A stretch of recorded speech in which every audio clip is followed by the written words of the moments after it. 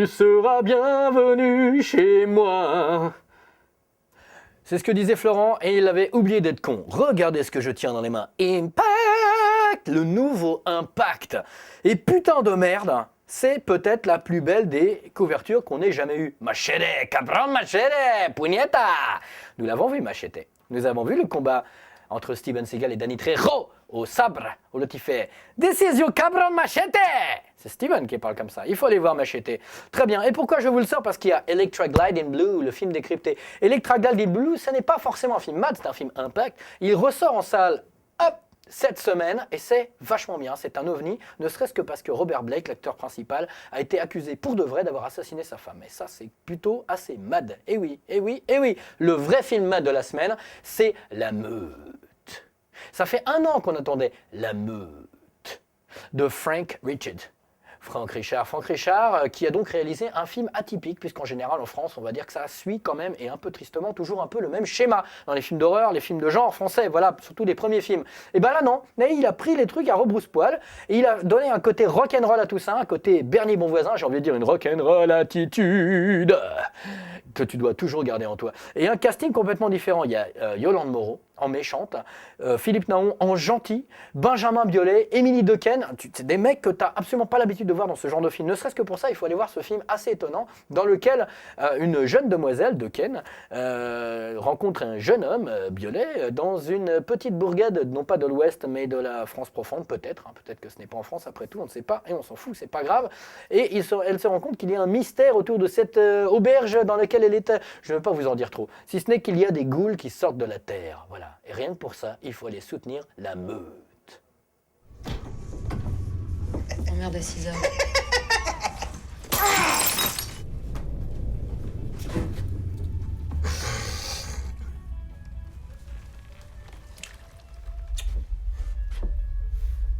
T'es dans, chérie?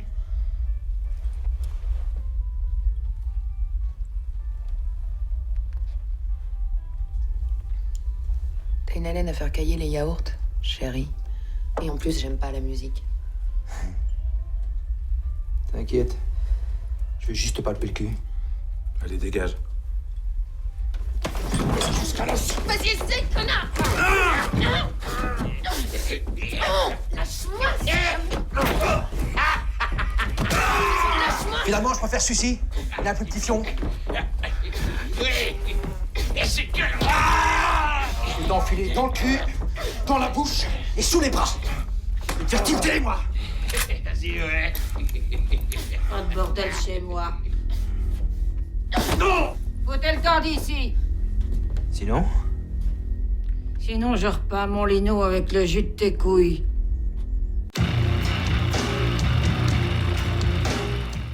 Oh, regardez en page 80, c'est Steven qui prend la pause dans Impact.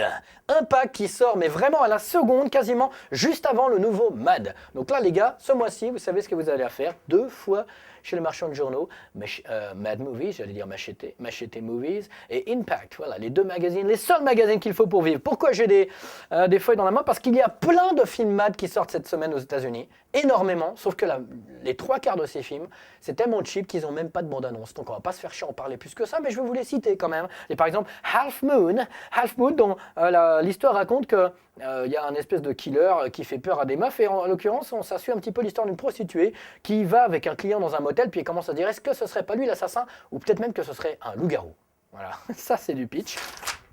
Deuxième film, c'est The Wasteland Horror de Travis B. Miller, qui raconte l'histoire de gens qui doivent se battre contre une abomination qui tombe sur leur petit village.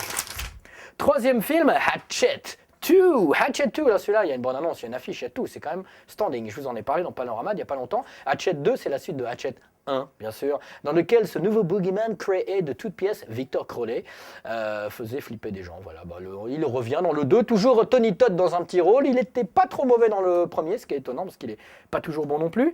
On retrouve Kane Hodder dans le rôle de Victor Crowley, c'est vraiment une surprise. Et John Carl Buechler, qui est quand même un des plus grands maquilleurs du bis, on va dire. Il a fait plein de trucs, il a bossé, je crois, sur Ghoulies, il a bossé sur des milliards de bis. Des milliards de bis. Hatchet 2. In 2007, director Adam Green brought us Hatchet. the return of the great American slasher and the birth of horror's newest villain, Victor Crowley. Old school American horror with buckets and buckets and buckets of blood. But American theaters saw a censored version of the film. Now, in 2010, Victor Crowley returns to the big screen in the ultimate slasher sequel, Hatchet 2. And for the first time in over 25 years, a horror film is coming to major cinemas uncensored, uncut, uncompromised.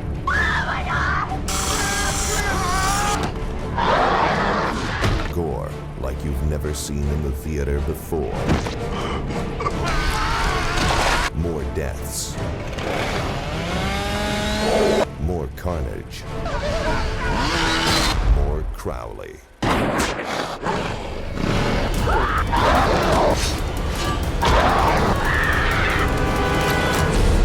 Adam Green's Hatchet 2.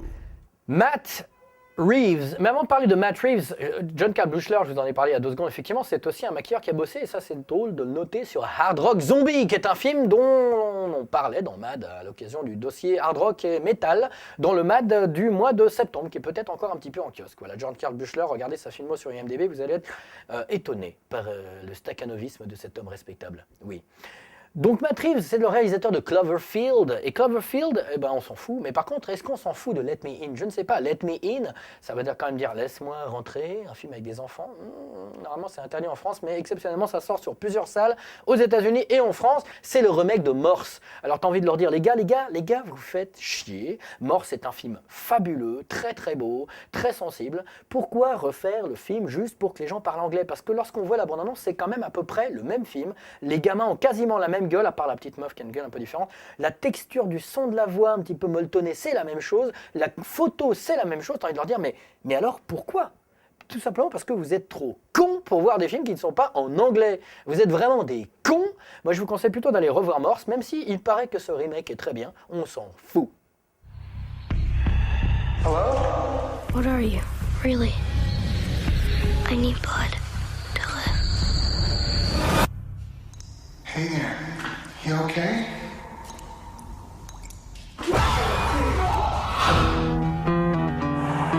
I found another body a few days ago. Victim completely drained of blood.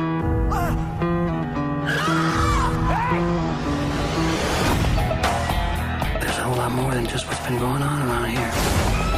This goes way back. Other states, other cities. I have to go away. Do you think there's such a thing as evil? Maybe. You got something you want to tell me?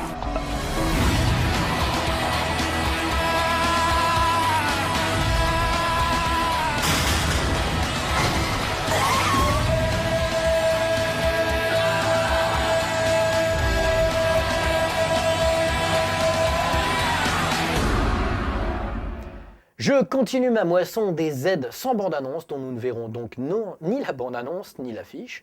Ils sont au nombre de 3 maintenant. C'est 8 Pounds of Flesh de Travis B. Miller. Travis B. Miller, c'est marrant parce que c'est le mec qui avait fait tout à l'heure un autre film dont j'ai parlé il y a 3 minutes. Il fait 2 films qui sont en même temps. C'est des gens qui se réveillent dans un entrepôt abandonné, ils ne savent pas pourquoi ils sont là, qui les a mis, et quelqu'un les chasse, et il faut qu'elles travaillent ensemble pour survivre.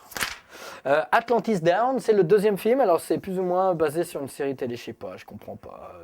Ils disent qu'ils sont en mission de routine, mais en fait c'est eux qui sont une expérimentation. Il y a Michael Rooker, voilà. Puis il y a aussi Leonardo Warner qui aurait pu être aussi riche que les mecs confondaient Warner ou Leonardo DiCaprio, mais il ne joue que la voix d'un scientifique, donc c'est un loser, on s'en fout. Et le 3e c'est 10 000 Doors, 10,000 Doors. Une histoire, alors là, putain, j'ai imprimé le résumé, il fait au moins 50 lignes. Magog, bon voilà, 10,000 Doors. Et le quatrième film, cette fois-ci, il y a une bande-annonce, je vous l'avais passé aussi dans Panoramad, c'est Endiran, c'est un film indien qui sort aux États-Unis, un film avec un robot, je ne sais pas si vous vous en souvenez, c'était complètement taré, un petit peu dans le délire de Future Ex-Cops, le film de Wong Jing avec Andy Lau de Hong Kong. Apparemment, ce film sort dans un nombre limité de salles aux États-Unis, mais cartonne, les préventes sont énormes, puisqu'il y a quand même une communauté indienne assez forte aux États-Unis, notamment à New York. Donc voilà, ça cartonne, et on retrouve Aishwarya Rai, qui est quand même une pure star du cinéma d'Inde, et qui est très très jolie. Et c'est l'histoire de gens qui créent un robot, et puis ça fout la merde partout. Et je crois que les chorégraphies, figurez-vous, est-ce que c'est écrit là? Les chorégraphies, je ne sais plus, mais il me semble que c'est Yuan Wuping ou Corey Yuen, un des deux. Donc c'est quand même assez fight. Bande annonce. He is none other than my creation, Chitti, the robot. Speed 1 terahertz, memory 1 terabyte.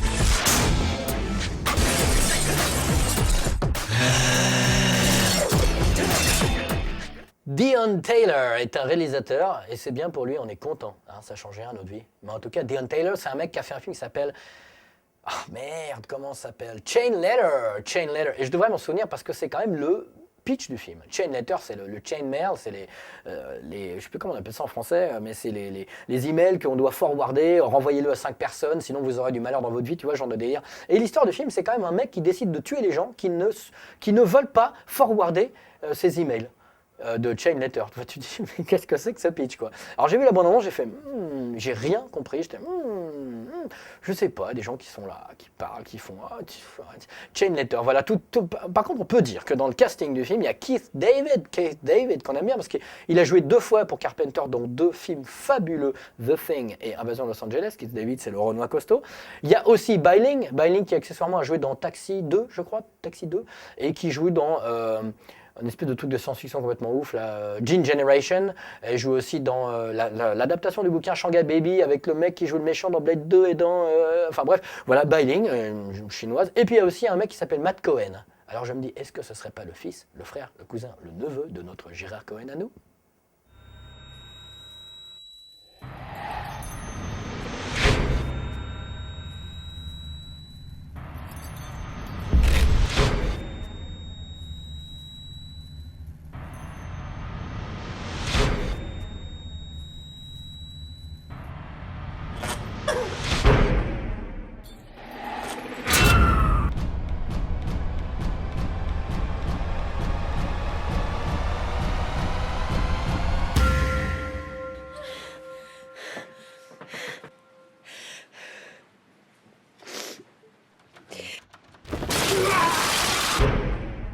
I don't want to die.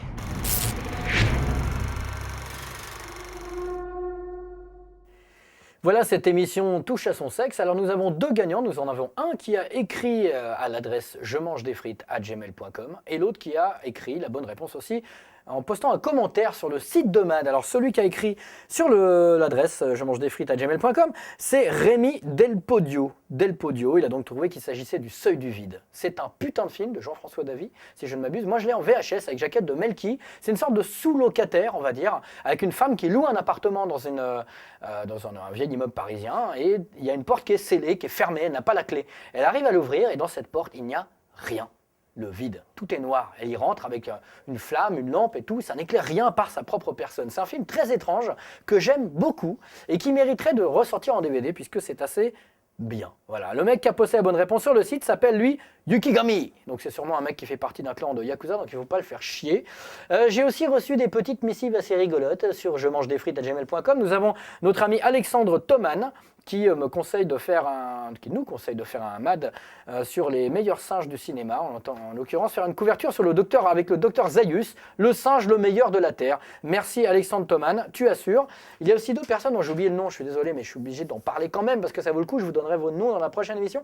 L'un qui a décidé de faire un fanzine qui s'appelle Rurik, voici l'affiche, la couverture du fanzine. On me voit en train de faire des saloperies à un chien, et je m'empresse de vous dire que les chiens sont les êtres que j'aime le plus sur Terre, donc jamais je ne ferai ça à un chien. Et puis il ne me ferait pas non plus la même chose, on est d'accord? En tout cas, merci pour la petite attention délicate. Et un autre ami, je crois qu'il s'appelle Pierre, mais je n'en suis pas sûr, a décidé de nous montrer sa tronche pendant qu'il mange des frites, en hommage à cette adresse, jemangedesfrites@gmail.com. Merci à eux, merci à vous. Nouvelle question, qu'est-ce qui a changé entre cette séquence et toutes les séquences qui précèdent dans cette émission? il y a un tout petit détail qui a changé. Qu'est-ce que c'est? À la prochaine.